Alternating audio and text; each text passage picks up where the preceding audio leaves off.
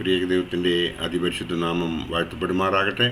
കർത്താവ് പ്രിയ വിശ്വാസികളുടെ സമൂഹമേ, നിങ്ങളേവരെയും വീണ്ടും വരുമെന്ന് അരുളി ചെയ്ത് ഉദിതനായ കർത്താവായ യേശു ക്രിസ്തുവിൻ്റെ നാമത്തിൽ പ്രഭാതവചനത്തിലേക്ക് വിനീതമായി സ്വാഗതം ചെയ്യുന്നു.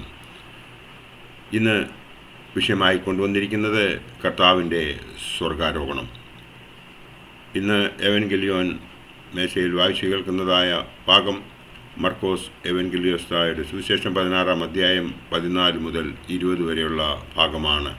യേശുക്രിസ്തു ഉയർപ്പിന് ശേഷം 40 ദിവസം ശിഷ്യന്മാർക്ക് പ്രത്യക്ഷനാകുകയും താൻ ജീവിച്ചിരിക്കുന്നുവെന്ന് അവർക്ക് കാണിച്ചു കൊടുക്കുകയും ചെയ്തു. അപ്പോസ്തല പ്രവൃത്തികൾ 1:2.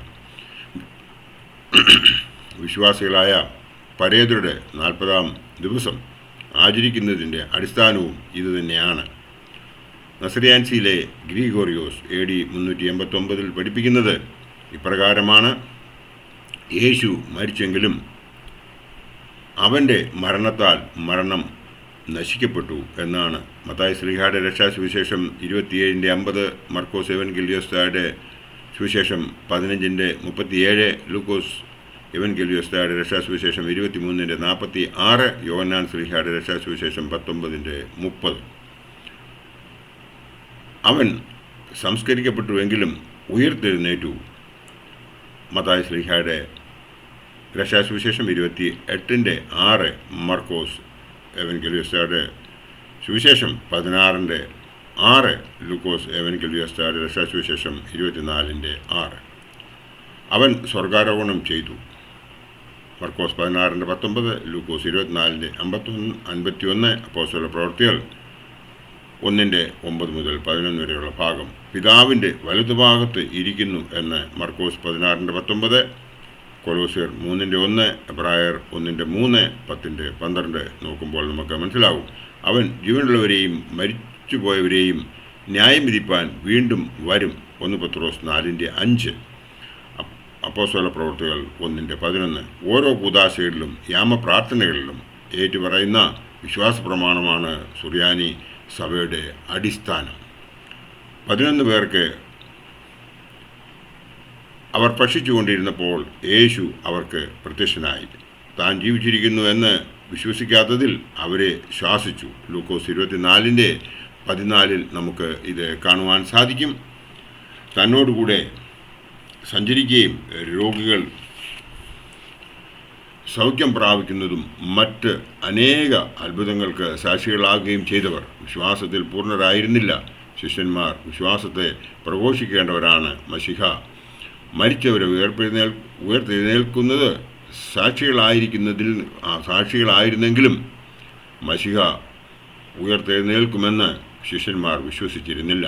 സ്വർഗാരോഹണത്തിന് ശേഷം സുവിശേഷം പ്രസംഗിപ്പാനായി ശിഷ്യന്മാർ പോകുമ്പോൾ ജനങ്ങൾ അവർ കാണാത്തവയെ വിശ്വസിപ്പാൻ തയ്യാറാകും.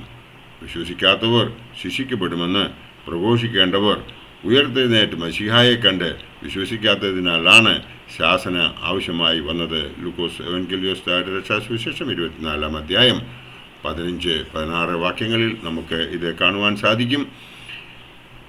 യേശു മിശിഹായാൽ ശിഷ്യന്മാർ അയക്കപ്പെട്ടത് പുതിയ മനുഷ്യവംശത്തിന് ജന്മം നൽകുന്നതിന് വേണ്ടിയിട്ടാണ്. ഭൂമിയുടെ അറ്റത്തോളം എൻ്റെ സാക്ഷികളാവും, അപ്പോസ്തല പ്രവൃത്തികൾ 1:8 എന്ന് ശിഷ്യന്മാരോട് കൽപ്പിച്ചത് സഭയിലെ ഓരോ അംഗങ്ങളോടുമുള്ള ആഹ്വാനമാണ് എന്ന് നാം മനസ്സിലാക്കേണ്ടതുണ്ട്.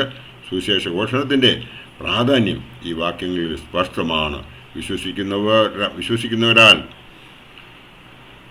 നടക്കുന്ന അടയാളങ്ങൾ: എൻ്റെ നാമത്തിൽ ഭൂതങ്ങളെ പുറത്താക്കും, പുതിയ ഭാഷകളിൽ സംസാരിക്കും, സർപ്പങ്ങളെ പിടിച്ചെടുക്കും, മരണകരമായ യാതൊന്നും കുടിച്ചാലും അവർക്ക് ഹാനി വരികയില്ല, രോഗികളുടെ മേൽ കൈവച്ചാൽ അവർക്ക് സൗഖ്യം വരും. ലൂക്കോസ് 16:17-18 വാക്യങ്ങളിൽ ഇത് കാണുന്നു. ഈ അടയാളങ്ങൾ നൽകപ്പെട്ടിരിക്കുന്നത് അത് പ്രവർത്തിക്കുന്നവരുടെ പ്രയോജനത്തിനല്ല, പ്രത്യുത അവിശ്വാസികൾക്ക് ബോധ്യം വരുന്നതിന് വേണ്ടിയാണ്. എല്ലാ ദൈവീക വരങ്ങളും എല്ലാവർക്കും ലഭിച്ചിട്ടില്ല എന്ന് 1 കൊരിന്ത്യർ 12:30 പറയുന്നു. സർപ്പങ്ങളെ പിടിക്കും എന്ന പ്രയോഗം തിന്മകളെ കീഴ്പ്പെടുത്തുന്നതിനെ സൂചിപ്പിക്കുന്നു എന്ന് അഭിപ്രായപ്പെടുന്നവരും ഉണ്ട്. യേശു മിശിഹ സ്വർഗത്തിലേക്ക് കരേറി. മർക്കോസ് 16:19 അപ്രകാരം സംഭവിച്ചത് ബഥാനിയിലേക്ക് ശിഷ്യന്മാരെ കൂട്ടിക്കൊണ്ടുപോയി അവരെ ആണെന്നത് രേഖപ്പെടുത്തിയിരിക്കുന്നു. ലൂക്കോസ് എവൻഗേലിയോസ്തയുടെ രക്ഷാസുവിശേഷം 24-ാം അധ്യായം 50-51 വാക്യങ്ങളിൽ നമുക്ക് കാണാം. ബഥാനിയ ഒലിവ് മലയുടെ ചെരിവിലാണ്. ബഥാനിയ എന്നാൽ അനുസരണത്തിൻ്റെ ഭവനം എന്നാണ് അർത്ഥം. കർത്താവിൻ്റെ വീണ്ടും വരവെങ്കിൽ എൻ്റെ പിതാവിനാൽ അനുഗ്രഹിക്കപ്പെട്ടവരെ വരുവീൻ, ലോകസ്ഥാപനം മുതൽ നിങ്ങൾക്കായി ഒരുക്കിയിരിക്കുന്ന രാജ്യം അവകാശമാക്കിക്കൊള്ളുവീൻ എന്ന് മത്തായി ശ്ലീഹായുടെ രക്ഷാസുവിശേഷം 25-ാം അധ്യായം 34-ൽ പറയുന്നത് അനുഗ്രഹ വാക്കുകൾ ആണ് എന്ന് നമ്മൾക്ക് ഏവർക്കും അറിയാം. ദൈവം ഏവർക്കും ഭാഗ്യം നൽകട്ടെ എന്ന് മാത്രം ഈ അവസരത്തിൽ ഓർപ്പിച്ചുകൊണ്ട് എൻ്റെ വാക്കുകൾ ഇവിടെ ഉപസംഹരിക്കട്ടെ. നന്ദി, നമസ്കാരം.